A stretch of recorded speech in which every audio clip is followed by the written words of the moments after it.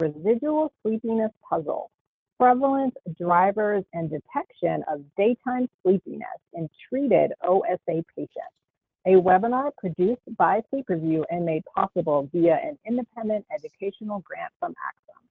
I'm Sri Roy, Chief Editor of Sleep Review. I extend a warm welcome to the hundreds of healthcare professionals in our audience today, and a shout out to DRPT credential holders who are watching this event live on September 15th, 2025. If you watch for at least 50 minutes, we will send you a certificate by October 10th. That is good for 1 CSTE credit. Everyone in attendance will get a link to the recorded event tomorrow. The recorded event is not eligible for CSTE. Both presenters' conflicts of interest disclosures are available in the handout section of your screen. Now, I am thrilled to introduce today's first presenter. Abhinav Singh, MD, MPH, FAASM, is Medical Director of the Franciscan Sleep Disorders Program in Indianapolis. He is also an Associate Clinical Professor at Marian University, a sleep physician for the Indiana Pacers and Indiana Fever, and the author of Sleep to Heal, 7 Simple Steps to Better Sleep. Find him at www.sleepvigilante.com. Welcome, Dr. Singh. All right, well, hello and welcome everyone to the Residual Sleepiness Puzzle. And I am Abhinav Singh. I'm a sleep medicine physician up in Indianapolis.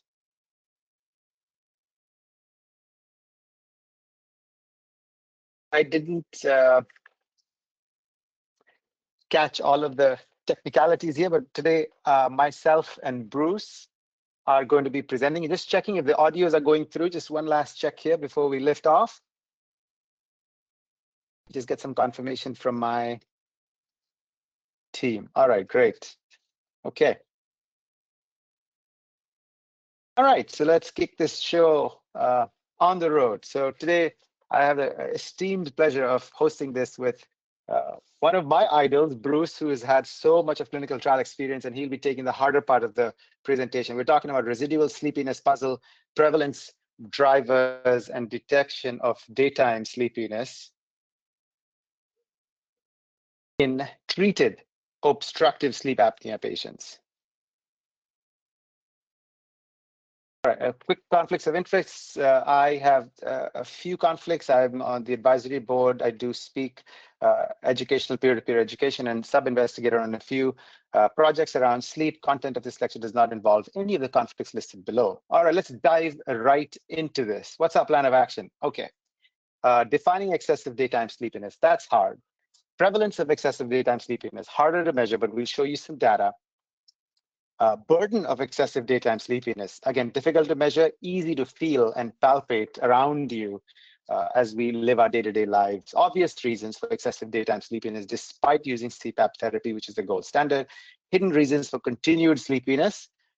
That's the hard part of the presentation, which I will gladly hand over to Bruce, Dr. Corser here, and when to screen for residual sleepiness, as well as screening tools, thresholds, and limitations, and then we'll do some Q&A, which we will also learn. I will learn from you guys' questions as we discuss this and how to solve some of this.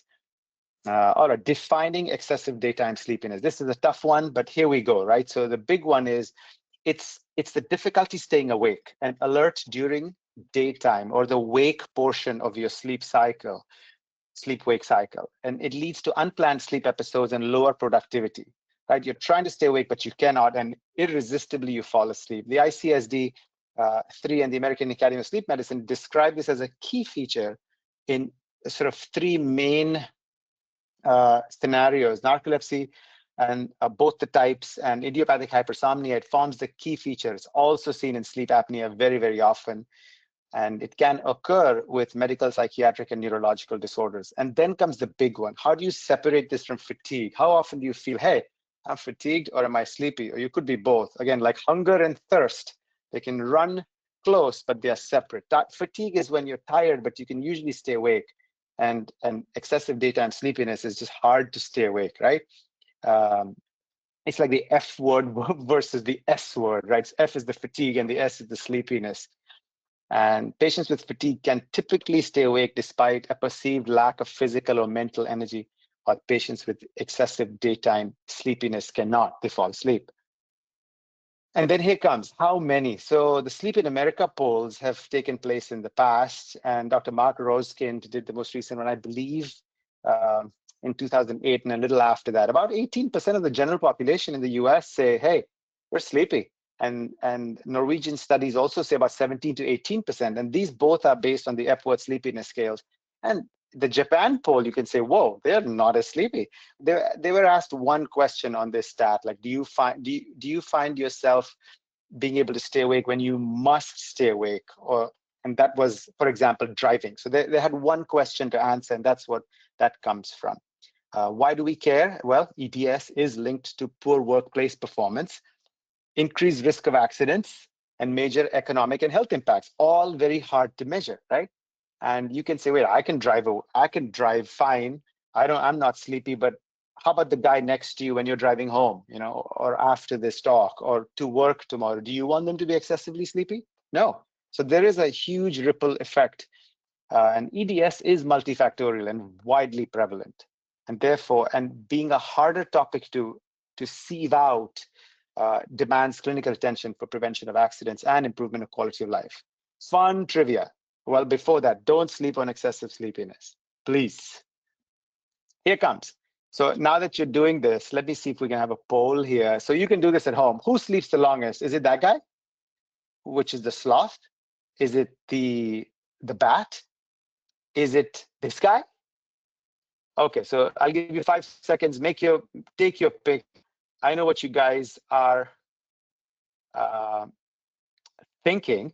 Let's see. So, and the answer is whoever said the sloth, the pretty little cute sloth, they can sleep up to 20 hours in captivity, not in the wild. The brown bat, the little brown bat, I believe, can sleep up to about 18 to 20 hours. And the koala is the winner, up to 22 hours. There you go, right? And all the other animals you've seen there. So the koala can really sleep. Back to what is the most common cause of excessive daytime sleepiness? Tragedy has a way of really teaching us, right? And all these are man-made, if you ask me. So the first one, top left, is the train in the Northeast. The engineer falls asleep, speeds across, train derails. A year or two later, he's found out sleep apnea. The Challenger 1986 takes off, explodes. It's found out later in a report that some of the ground crew had only slept an hour leading into the takeoff due to trying to make the narrow window. This is the flight that took off June, I believe, 2009, all 240 on board, dead because the pilots and the co-pilots hadn't slept enough, and sleep deprivation was linked as a possible contributor as they couldn't react to changing weather conditions. And this is in Pennsylvania, 3 Mile Island, 1979. It's around when I was born. And here we go. The shift workers did not respond to an overheating reactor number 2, an almost disaster, right? Just saved.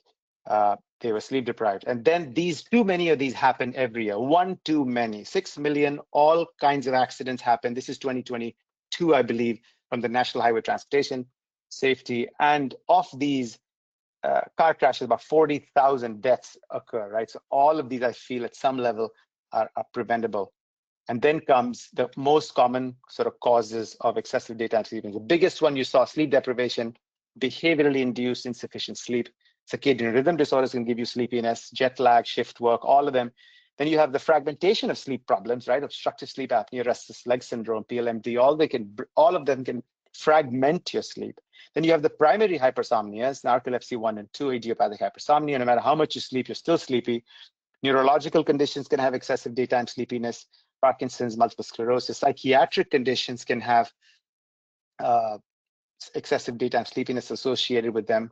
Organic disease such as medical disorders such as chronic renal failure, congestive heart failure. Too many to list, the page gets full. Anemia, thyroid. Medication is a common culprit.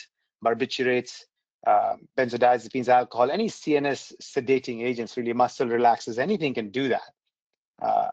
And then we come to the prevalence of excessive daytime sleepiness with and without sleep apnea, right? So let's do the first piece, which is no sleep apnea present, not treated, how many are sleepy, right? So there are multiple studies and they vary across the board depending on how you're measuring it. and what levels of sleepiness. So 43% of suspected sleep apnea had excessive sleepiness. In one study, the references are below. The Antic paper is from 2011, Adelaide. The sleep heart health study is Dr. Dan Gottlieb from Harvard. So 47 to 58% of mild to severe sleep apnea may be sleepy. And another paper says almost a third will have an Epworth of greater than 10 with severe OSA. So varying across the board, tough to pick up it exactly and precisely. And it's a highly prevalent condition in untreated sleep apnea.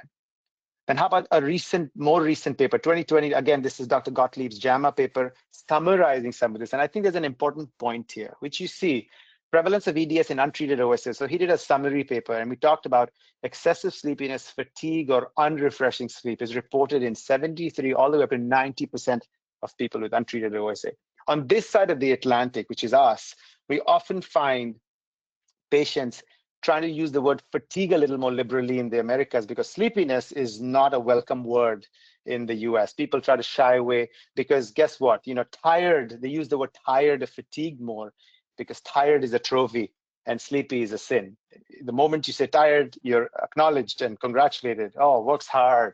As soon as you say sleepy, then you're a slacker, you're not interested. And that there's a lot of judgment associated, at least this part of the world. Rest of the world, not really. If you're sleepy, go take a nap, there's no judgment. And many of you would agree if you're from the other parts of the world joining in. And then the compensatory behavior. Oh, I'm not sleepy. I just roll my windows down. Oh, loud music, caffeine, physical activity, snacking. Oh, I would just have a little snack on my way home. Cold water splashing, then napping. Inadvertent napping can also do this. Physical activity at different odd times, loud music, roll the window down, let the air come in. All those things are sort of little compensatory behaviors. And people normalize that as they go on their battles or their lives with EDS. Again, often described as fatigued, right? That's a classic camouflage of true EDS. And as I said already, I beat myself to my own punchline, which is tired is a trophy, but sleepy is a sin. As soon as you say sleepy, you're starting to get written up at work. So people hide from sleepiness. And then comes prevalence of excessive daytime sleepiness in treated sleep apnea patients. So now this is 2011 from Adelaide, Australia. They say any level of CPAP use is still seen to have some leftover sleepiness. So you look at sleep apnea, and here we go, moderate to severe OSA, 3 months of CPAP, right? 174 subjects. What do we see? 52% of these people using some level of CPAP, 2 to 7 hours, still have sleep apnea.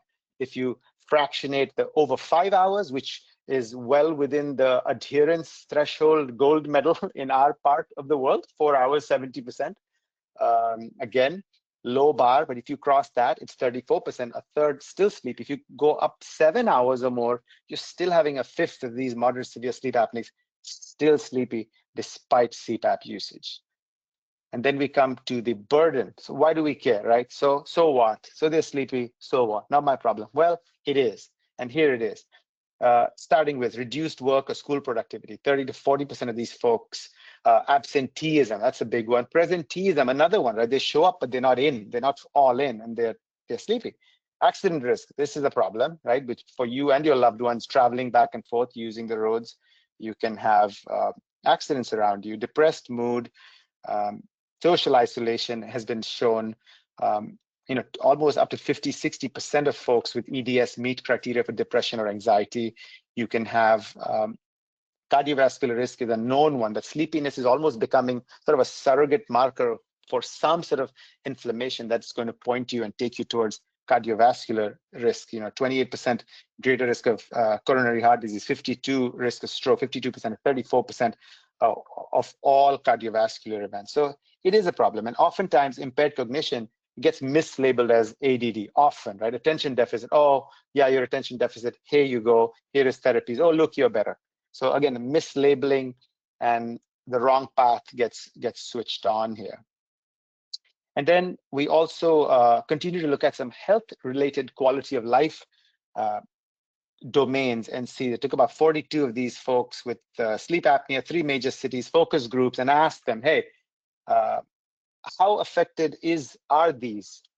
And then this focus group, these 42 respondents in, well, I think New York, Dallas, and LA, and they were diagnosed with OSA, and their Epworth sleepiness scale was greater than 11, so they were sleepy. And current, former, or treatment naive. So they were on treatment, off treatment, or never had treatment. And they said, okay, tell me about this EDS.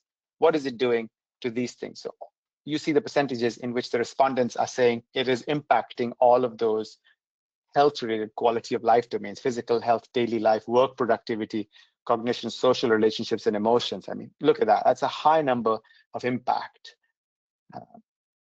And then we continue EDS despite CPAP usage, right? So obvious causes. So what are the obvious causes? And these are from my favorite two Javaheris. Dr. Shahrukh Javaheri and his daughter published this, and from their paper from 2020 in Chess. Easy one is insufficient sleep. If you're not sleeping enough, no matter how much CPAP, if your sleep quantity is not enough, you're going to have sleepiness, right? Behavior-induced shift work, insomnia. If you're using your CPAP and you have those, then you're going to be sleepy. Inadequate CPAP treatment, insufficient usage, mask leak, suboptimal pressure, treatment emergent central sleep apnea, all of these can fragment sleep, reduce the efficacy, and then you'll be sleepy. And then the comorbidities. So don't forget those either, right? So obesity, restless leg, REM, predominant sleep apnea, somnogenic medications, anxiety, depression, hypothyroidism, and maybe hidden narcolepsy or primary hypersomnolence. If it's hidden, you may still be sleepy. And therefore, it's important to look at these obvious causes and try to address them. And then the classic one, oh, CPAP's not working for me. How often do you hear this in your clinic, right? You're using your CPAP, it's not doing it for me. And then I'm not using it, it's not for me, I'm not for it. And therefore you have to figure it out. And I sort of coined this mnemonic as pause. Just stop and break this down and ask yourself and the patient, what is it, right? Is it P for perceived discomfort, or the mass too big, too small, marks on your face, my hair, my this, my partner?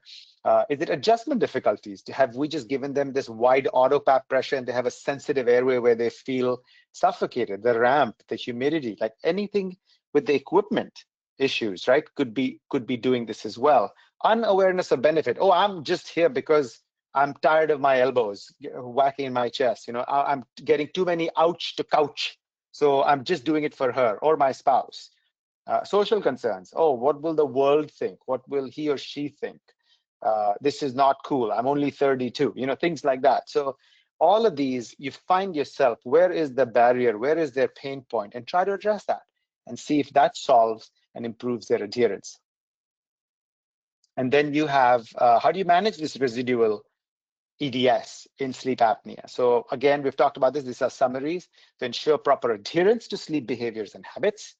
Sedating medications, anything that can sedate their CNS or depress it, watch for that and try to streamline that and reduce that, especially in the evenings. Optimize PAP adherence. Don't fall for the curse of the 470. Please try to optimize for total sleep time. That is a minimum that meets their adherence and gets their equipment covered, but please don't settle for that. Encourage them to go more. 50% of sleep apnea patients, as you saw, with any level of CPAP use, may still have excessive daytime sleepiness. And Dr. Bruce Corser is going to tell you how and why. And then, is it time, when the above are insufficient, is it time for pharmacotherapy, right? So, and there are indicated medicines for this. And now, for the hard part, it's over to the legendary Dr. Bruce Corser. And don't sleep on sleepiness. And thank you for your attention. Thank you, Dr. Abhinav Singh, for defining excessive daytime sleepiness and providing details on its prevalence and burden.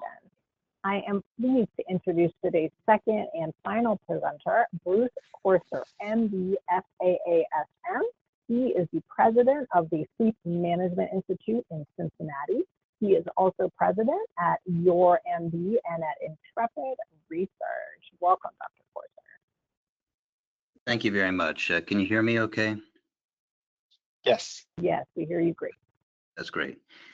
So, well, thank you very much for attending this webinar. I think this is very important that we recognize the prevalence and burden of excessive sleepiness in people that have been successfully treated with CPAP but still have excessive sleepiness. So, as you can see on this slide, I'm highly conflicted, but I'm hopeful that this presentation will be free of any bias. So just to summarize, so what is excessive sleepiness? So there's really four manifestations of excessive sleepiness. One is a subjective feeling of sleepiness. Number two is intentional napping. Number three is unintentional napping. That is, you're sitting at the computer and you doze off and you found that you hit the Z button 100 times. And lastly, there's micro sleeps. This is unintentional sleep intruding into wakefulness. This is when you're driving down the highway and discover that the exit that you were looking for is 2 miles behind you. So those are the four manifestations of excessive sleepiness. So let's talk about what are the causes of this. So we know that Abhinav covered the most obvious causes, that is not getting enough sleep or things that might cause sleep disruption. But there are other things that potentially can cause excessive sleepiness. Some of this has been evaluated in animal models and some of this in human beings. So the bottom line is sleep apnea can cause permanent brain injury. It can cause permanent neuronal damage in the areas responsible for governing sleep and wakefulness. So there are animal models that demonstrate that chronic intermittent hypoxemia as well as sleep fragmentation cause inflammation, resulting in injury to dopaminergic and noradrenergic neurons in mouse models. So as you know, dopamine and norepinephrine are two of the major neurochemicals that promote wakefulness. Furthermore, there's some evidence that chronic hypoxemia and reoxygenation cause injury to orexigenic neurons. There was an MRI study in humans that showed that there's extensive alterations to white matter in CPAP patients with excessive sleepiness compared to those patients without excessive sleepiness. So there is a human model to suggest that there is some potentially permanent neuronal damage causing or contributing to excessive sleepiness. And then sleep apnea can potentially shift the peak in melatonin secretion, inducing fragmented sleep and intermittent awakenings during the night. And then also there's possible disturbances in the glymphatic system that is proposed to be important for waste removal in the central nervous system.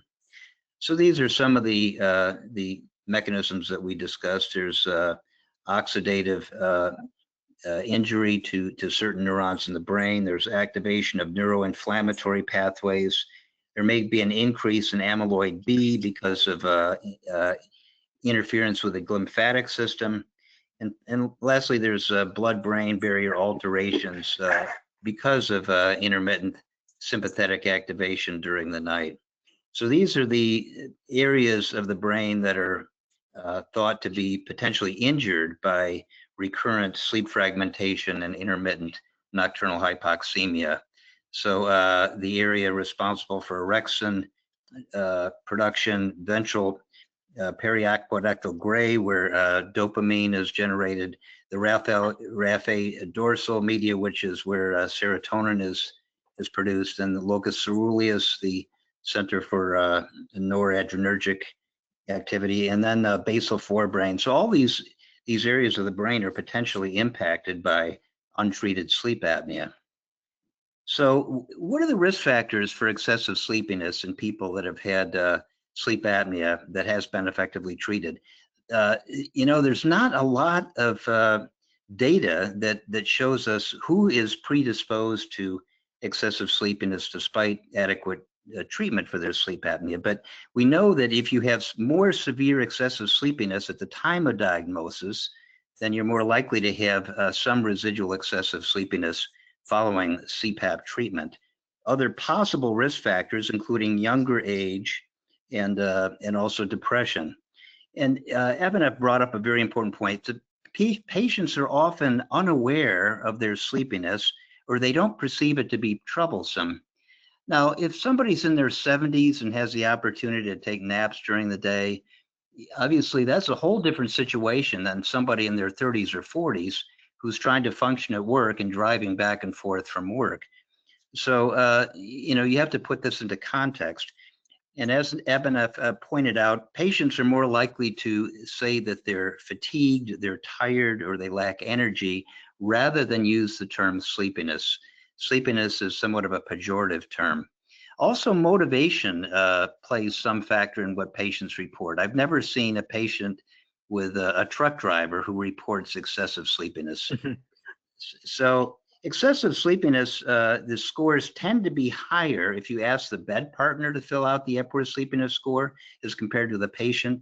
So oftentimes it's helpful to have a unbiased observer, such as a bed partner, spouse, or loved one, accompany the patient when they're filling out these questionnaires. So there's both subjective and objective measures of excessive daytime sleepiness. So all of you are probably familiar with the Epworth Sleepiness Scale, and we'll talk a bit about that.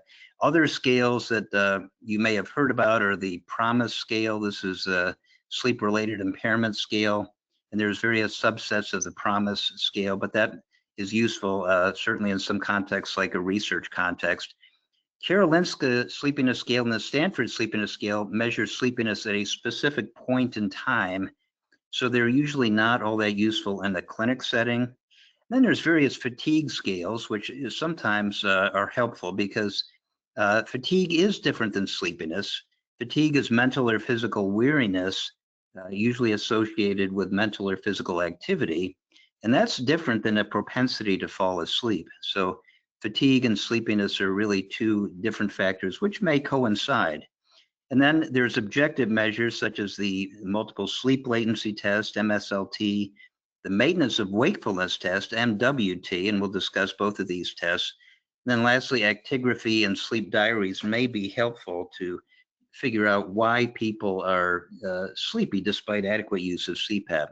So these are the various scales that are often implemented in either a research context or in the clinic. Epworth Sleepiness Scale being the most common, but then there's the couple fatigue scales. There's depression inventories. PHQ-9 is fairly commonly used in a clinic setting, especially in primary care. And there's a FOSQ-10, which is a functional outcome of sleep. PSQ-I, that's the Pittsburgh Sleep Quality Index, that may be useful in some cases.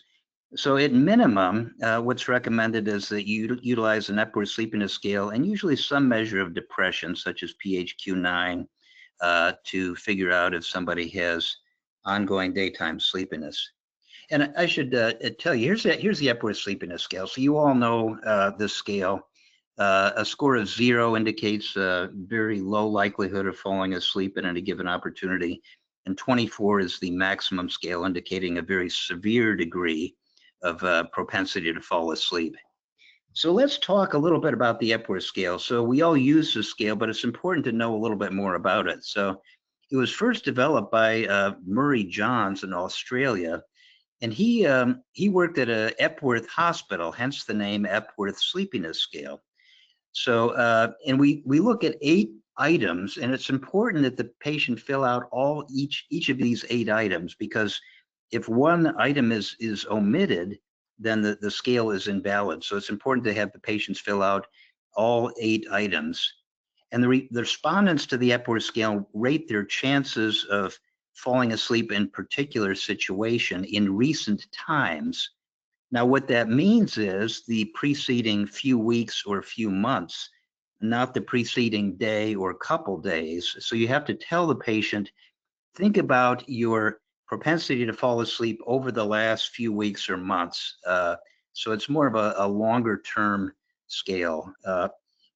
So what is the interpretation of the Epworth? So 0 to 5 is low normal daytime sleepiness, 6 to 10 higher normal daytime sleepiness, 11 to 12 mild excessive sleepiness, 13 to 15 moderate excessive sleepiness, and 16 to 24 severe excessive daytime sleepiness. So what I would advise you is that when you see somebody in the clinic, if you see a score of 14 or higher, at least keep in the back of your mind, could this be a central disorder of hypersomnia, like narcolepsy or idiopathic hypersomnia? When you get up to the mid-teens or higher, you at least have to consider that in the differential diagnosis. So it turns out about 1 in 20 visits to a sleep center is somebody with narcolepsy. And narcolepsy is relatively rare, about 1 in 2,000 people. Sleep apnea is common, but oftentimes they can coincide. So at least keep that in the back of your mind if you see somebody that scores really high on the Epworth score. So a score of greater than 10 is consistent with excessive daytime sleepiness. but about 10 to 20% of the adult population have scores of 10 or greater. So there's a lot of excessively sleepy people out there. The average score for adults in this country is about 5. So keep that in mind, keep that in context. Turns out gender and age have little effect on the Epworth Sleepiness Score among adults, but ethnicity does. So African Americans tend to score higher on the Epworth Sleepiness Score as compared to Caucasians. So it's the most commonly used questionnaire. We want to see a change of at least 2 to 3 points or 25% reduction from baseline to indicate a minimally clinically important difference. So, and by the way, if you look at everybody who's put on CPAP, the average change in the Epworth is somewhere around 2 to 3. Some people have a dramatic response to CPAP, other people not so much. But if you look at the average across all adults on CPAP, the average change is around 2 to 3. So Epworth should be assessed at the time of the initial evaluation. And again, the Epworth, it doesn't always indicate how sleepy somebody really is. So again, asking a bed partner or a concerned loved one may be additional information that may provide some benefit, but at least gives you a guide as to how sleepy somebody may be. And then you should reassess the patients after treatment, regardless of whether it's CPAP or a hypoglossal nerve stimulator or a mandibular advancing device. You want to reassess them after 6 to 12 weeks, and then subsequently at periodic intervals. So in my clinic, every time somebody walks through the door, they get an Epworth, and that usually provides a pretty good guide as to success of treatment and gives you some index as to whether somebody has ongoing sleepiness. So studies have demonstrated that 3 months of CPAP can result in significant resolution or improvement in excessive sleepiness in about 2/3 of people who are sleepy at baseline. And longer durations of treatment may result in additional benefit. So the MSLT, we commonly use that to evaluate other disorders of excessive sleepiness. So if you see somebody that comes in, you treat them with CPAP, they feel somewhat better, but they're still really sleepy, and you're wondering what's going on, and you want to quantitate the degree of their sleepiness. An MSLT is a standardized method to evaluate that. So as you know, initially the people undergo an overnight polysomnogram. We wake them up in the morning, and then usually about 2 hours after awakening, we feed them breakfast. 2 hours after awakening, we tell them, we put them in a quiet, dark room and tell them to try to fall asleep as soon as they can. So there's usually 4 to 5 nap opportunities, and the nap opportunity is ended if the subject fails to fall asleep within 20 minutes. So if you look at the adult population, the average mean sleep latency given that situation is about 11.8 minutes. And a mean sleep latency of 8 minutes or less and 2 or more sleep onset REM periods is consistent with, but not necessarily diagnostic of narcolepsy. So you have to put the MSLT in context with a thorough history and evaluation. So, but this is the diagnostic criteria for narcolepsy. MSL 8 minutes or less and 2 or more REM onsets. MSL mean sleep latency of 8 minutes or less with 1 or no REMs, REMs is consistent with a diagnosis of idiopathic hypersomnia. And it's important to know that idiopathic hypersomnia is a diagnosis of exclusion. You have to rule out all other causes of excessive sleepiness in order to make a diagnosis of idiopathic hypersomnia. So the MSLT has been shown to have very good sensitivity for type 1 narcolepsy, although somewhere between 14 and up to 29% have negative MSLTs, but usually the sensitivity is 80% or higher. However, the sensitivity, the MSLT for NT2 as well as idiopathic hypersomnia is much lower, probably 50% or even lower if you look at test-retest reliability. But the MSLT is better than the Epworth Sleepiness Scale in measurement of excessive sleepiness in relation to the severity of obstructive sleep apnea in clinical patients. In contrast to the Epworth Sleepiness Scale, normative mean sleep latency values may be influenced by a number of different participant factors. So sleep becomes less likely as the MSLT progresses, and I'll show you this data. So that the first nap, there's still a fairly high homeostatic sleep pressure, so people are apt to fall asleep more quickly on the first nap. But as you progress through the day, sleep propensity tends to decrease. So there are robust effects of age on the outcome of the mean sleep latency, multiple sleep latency test. And older adults are less likely to exhibit MSLTs consistent with narcolepsy compared to younger adults due to a reduced proportion of REM sleep as well as a longer latency to sleep compared to younger people. So females are more likely than males to have mean sleep latency of less than 8 minutes, but this gender effects is no longer significant when controlled for age, race, and use of REM suppressing medications. And women are more likely to have MSLTs consistent with idiopathic hypersomnia due to short sleep onset latencies and without the 2 or more REM onsets. Race, on the other hand, does not have any bearing on either mean sleep latency or the number of SOREMs. And keep in mind, obese subjects tend to have increased daytime sleepiness and decreased sleep efficiencies compared to patients with normal BMIs. So here's some data looking at the normative data for mean sleep latency. So you can see sort of a U-shaped curve here.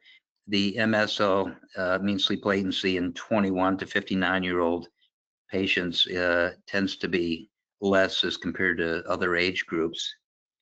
And here you can see the nap and age variation in sleep propensity as the day progresses. So people are less likely to fall asleep on the 5th nap as compared to the 1st nap. And this is especially notable in children or younger adults.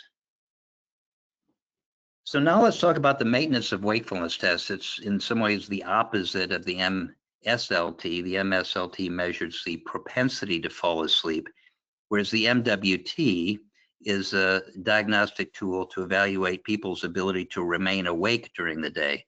Now, clinically, the MWT is infrequently used. We use it very commonly in a research context. In fact, it's usually one of the main measures of the effectiveness of wake-promoting medication. So we commonly use it in the research context. And the reason this is important is that there's a lot of orexin agonists that are on the horizon. So in the next few years, there's going to be several orexin agonists on the market, and they will all tout their ability to keep people awake based on MWT data. So it's going to be important for you to realize, what does this data mean? And I'll show you what the normative values are. So what isn't MWT? How do you perform it? So we ask patients to seat comfortably reclined in bed or in a recliner, and we instruct them to remain awake for a specific period, around 40 minutes, while avoiding any stimulating activities such as reading or using devices.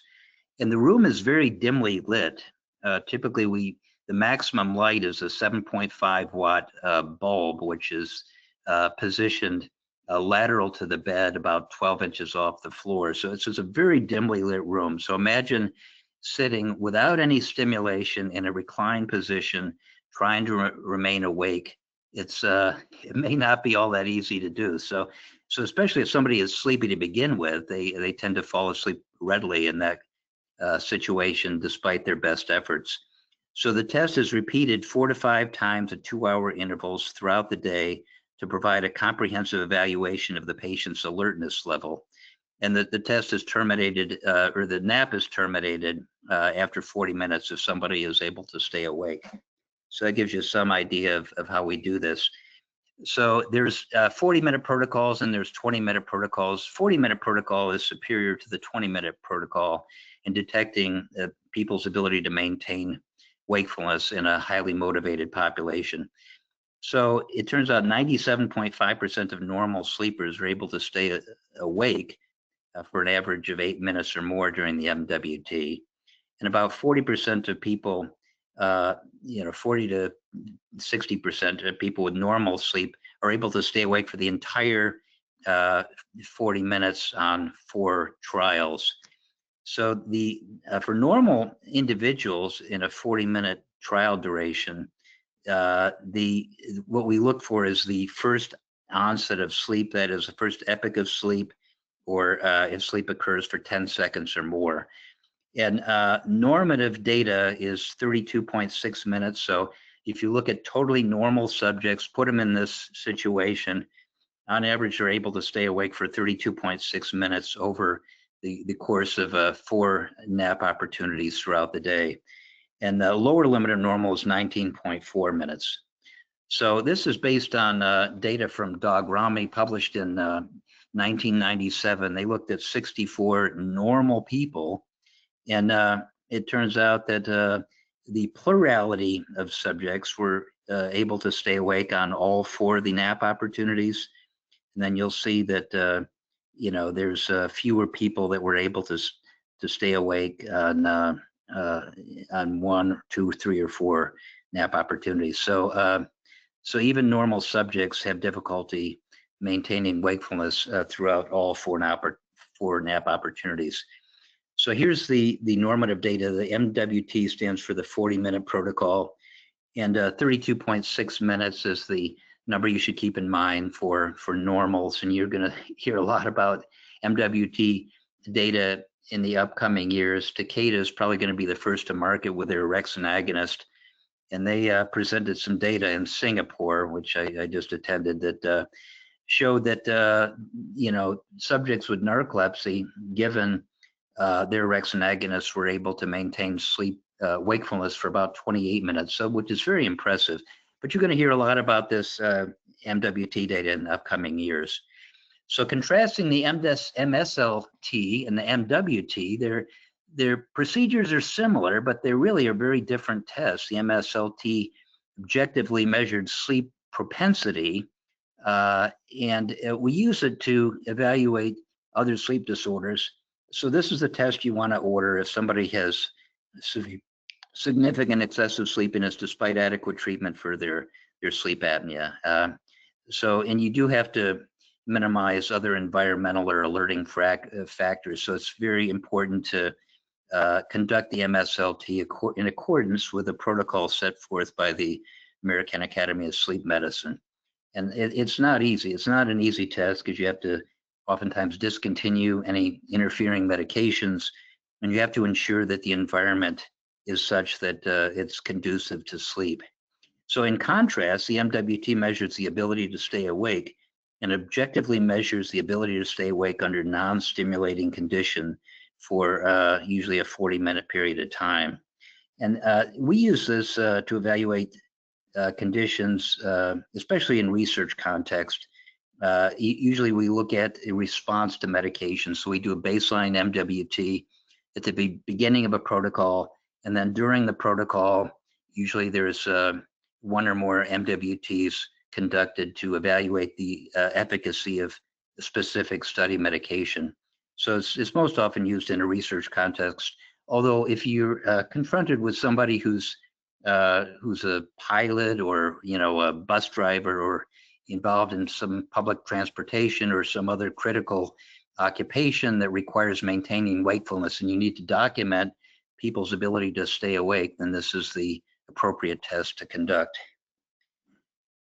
So there is there's not great correlation between the excessive the Epworth Sleepiness Scale and the MWT, but I can show you some data about how these things correlate. But it turns out if you look at there was a 12-week study looking at use of solriamfetol to help people stay awake. And at week 12, after people were administered solriamfetol, patient global impression of change ratings were correlated with other quality of life measures in the MWT.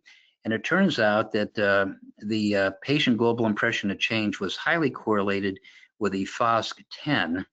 And let me just show you that data. So there's a high correlation between Epworth Sleepiness Scale and and the FAASM. So if you want to implement a quality of life scale in your clinic, the FAASM is a very useful instrument. So MWT may not be practical in a clinic setting very often. Obviously, the Epworth is a useful tool, but if you want to implement a good questionnaire to look at quality of life that correlates well with how people perceive their response to therapy, then I think the FAASM would be a very useful instrument. So how do you evaluate excessive sleepiness? So obviously, you do your best to maximize compliance and adherence to CPAP. But if you're struggling to figure out why is this person still sleepy despite my best efforts to maximize therapy for sleep apnea, then sometimes sleep diaries and actigraphy can be quite useful. So as I mentioned, if you're considering the diagnosis of idiopathic hypersomnia, you have to exclude all other disorders that may cause sleepiness. So if a patient is diagnosed with sleep apnea and then presents with excessive sleepiness or has ongoing sleepiness despite treatment with CPAP, then idiopathic hypersomnia cannot be diagnosed in that context because we know that sleep apnea, even treated sleep apnea, can produce long-term excessive daytime sleepiness. So the use of actigraphy is helpful sometimes to rule out other things such as insufficient sleep or frequent nocturnal awakenings. And a sleep diary is often used in conjunction with actigraphy. So there was one study that looked at 35 patients at a sleep disorder center who underwent both a sleep diary and actigraphy. And it showed that there were several variables that were significantly correlated. For example, time of lights out, time to fall asleep, and time of awakening in the morning were pretty highly correlated. On the other hand, total sleep time was not. So it turns out that sleep diaries significantly overestimate total sleep time. People overestimate the time that they're actually asleep during the night. So as you mentioned, lights out, time to fall asleep, and time awakening in the morning are pretty well correlated between actigraphy and sleep diary, but sleep diary overestimates total sleep time. But in any case, you can use both of these instruments to help you figure out why somebody has residual sleepiness despite adequate treatment for their sleep apnea. So with that, we'll open up to any questions. Sri, do you want to take it from here? I will. Thank you for explaining possible mechanisms of neuronal injury from sleep apnea and how to measure residual excessive daytime sleepiness. And as you said, we are starting the Q&A now. We're starting with the questions submitted during the registration process, but we would also love for you to type additional questions in the Q&A box on your screen now. Dr. Singh, first question, I'll send it to you first. What CPAP measurable and patient measurable parameter is most predictive of daytime sleep? Okay, so can you hear me, Sri? Yes, you can. Beautiful. Okay, great. Yeah, so the question is what CPAP measurable and patient measurable parameter is most predictive of daytime sleepiness? Well, there is no single one that is the winner, but like I said, there are the obvious ones, and then there are the more less obvious ones, which Dr. Corser has elegantly explained. The first one I say is adherence, right? So how adherent are you? Because as you heard him mention wonderfully well, that all CPAP users across the board are going to get a 2 to 3 point drop in Epworth, right? So adherence to CPAP, total sleep quantity, and where were they to begin with their baseline level of sleepiness? I think these things predict well in terms of improvement in daytime sleepiness. No one is a sure shot, but these are good ones to hold. And then CPAP measurable ones, right? So polysomnographic indices like AHI, microarousals. We talked about actigraphy just now in the last slide as to what is happening. And then nocturnal hypoxemia. If you can pick that up as well, those things can sort of are the starting points, I feel. they can predict CPAP and patient measurable parameters they can measure. Dr. Corser, did you have anything to add before we move to the next question? Yeah, the single best predictor of helping people remain awake during the day is the hours of adherence. So 6 hours or more is really what you're shooting for. If somebody's utilizing it significantly less than that, then that may be contributing to their daytime sleepiness. So I would say that would be the single most important number, is the hours of adherence. Yeah. Dr. Corser, let me, excellent, sounds like we agree on that one. Dr. Corser, let me send this one to you first. Does excessive daytime sleepiness present in patients with mild OSA? Also, is it more common in women than men? So yes, absolutely. You can see somebody with an AHI of 6 that has Epworth of 12, for example, and you can have somebody that has severe excessive sleepiness and has an Epworth of 6. So the degree of sleep apnea doesn't necessarily correlate with the degree of sleepiness. And then, as you know, there's this phenomena, upper airway resistance syndrome, where people, when you test them, they may have normal apnea-hypopnea index, but they may have multiple brief arousals related to impairment of breathing due to partial closure of their upper airway during sleep. So yes, you can see significant daytime sleepiness in the context of very mild sleep apnea. So if there's any question, if somebody presents to your office with daytime sleepiness, even if they've got mild sleep apnea, it's recommended that you treat the sleep apnea by whatever means appropriate. That is mandibular advancing device, CPAP, to address their sleep apnea to see if that helps resolve the daytime sleepiness. And Dr. Singh, if you want to jump in, feel free. Otherwise, I'll ask the next question. Okay, Dr. Singh, let me send this to you first. Which drugs used to treat insomnia are particularly associated with daytime sleepiness despite successful CPAP? Yeah, so anything that's a CNS depressant with a long half-life, right? So the culprits, benzos and its cousins, traditional or otherwise, long-acting clonazepams. You can have other ones like azopiclone, Lunestas, and all the BZs and BZRAs. And then you have some of the non-benzodiazepine hypnotics that often are used in the primary care and the sleep world, which have a histaminergic pathway and they last long. Trazodone comes to mind. At times, you can have certain sedating antidepressants like mirtazapine is often used in insomnia and anxiety depression combos. And so these will linger like a sedative hangover to the next day, I feel. Anything else, Bruce, you want to add to this list? Gosh, there's when you're seeing a patient in clinic and they're excessively sleepy, you have to look at their medication list, because there's a long list of medicines that are sedating, the antipsychotics, the anti-seizure medications, things like gabapentin, pregabalin. So yeah, and I completely agree. You want to look at antihistaminergic agents. So there's a wide variety of medications that can promote daytime sleepiness. So you really want to evaluate the list and try to figure out if one of these medications is contributing to the problem. Dr. Corser, how do you factor in sleep quantity to quality as causative factors in daytime sleepiness after successful CPAP? Oh gosh, they're both important. I mean, so and sleep need is genetically predetermined. So we all have our own sleep need. So one of the best ways to ascertain that is if you see somebody that's sleeping 2 hours or more on weekends as compared to weekdays, that may be an indication that they're depriving themselves of sleep during the week and then catching up on weekends.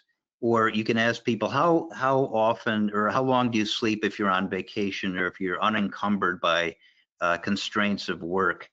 So the average recommended sleep time is somewhere around 7.5 to 9 hours. There's about 8% of the population, adult population, that sleeps 9 hours or more every night. Conversely, there's about a third of the population that sleeps less than 6 hours. So you really want to look at sleep quantity, but also sleep quality is very important. If somebody is having frequent nocturnal awakenings for whatever reason, sometimes nocturia or sometimes other factors can contribute to frequent nocturnal awakenings, then that can certainly produce excessive daytime sleepiness. So both quantity as well as quality are very important.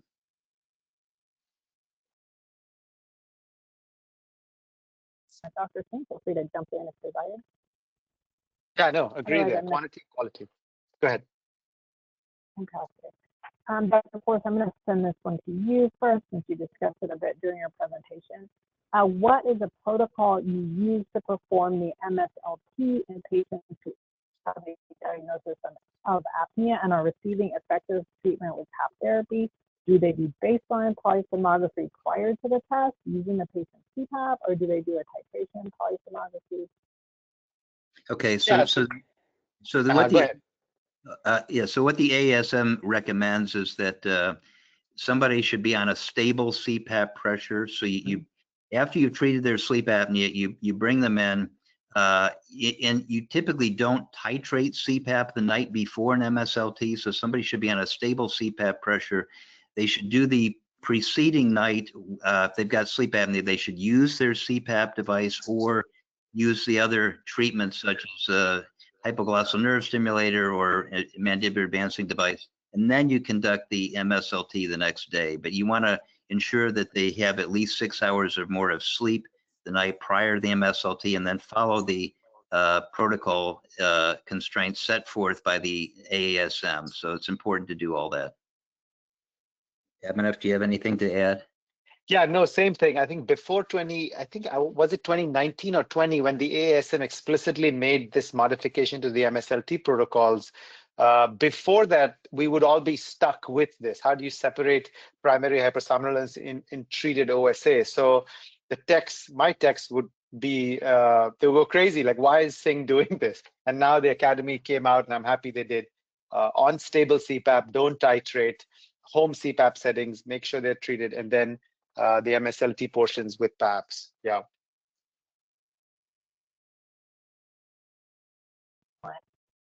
Let's do one last question, because I've seen several questions come in about actigraphy. So let's see if we can have you both weigh in. Any recommendations on a specific actigraphy device? How long do patients need to wear the actigraph? And how frequently are each of you ordering actigraphy in your practice? Well, I can go first. I'm not going to endorse a specific actigraphy unit. Unfortunately, actigraphy is usually not compensated by insurance companies, so that's why it's very underutilized in the United States as compared to Europe.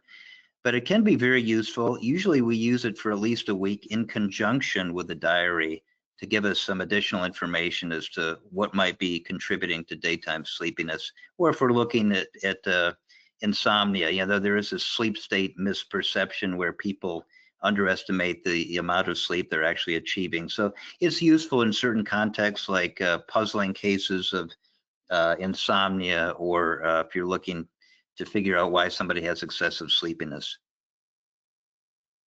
Abhinav, do you have anything to add? Same thing. I think in the clinical community world, it's tough to get reimbursement, so it's hard to have actigraphy available. I find it very useful. I find myself these days often looking at patients' wearables. Again, they are very hit or miss. I don't want to endorse one wearable accuracy over the other. But again, conjunction with sleep diary, like you said, and I just glance at the wearable data. You know, sometimes people will bring that. Again, they're not to the level of accuracy that we want them. There's no particular device that we have that we endorse as well. Excellent information. Thank you both so much. I feel like I learned a lot doing that webinar. I hope all of you in the audience did as well. We do expect to produce a part 2 of this webinar series in November. In the meantime, you can reach out to me, Sri Roy, editor of Sleep Review, with comments at editor@sleepreviewmag.com. And please do take the exit survey that will pop up when you leave today's event. And thank you so much for joining today's webinar, the Residual Sleepiness Puzzle, Prevalence, Drivers, and Detection of Daytime Sleepiness in Treated OSA Patients.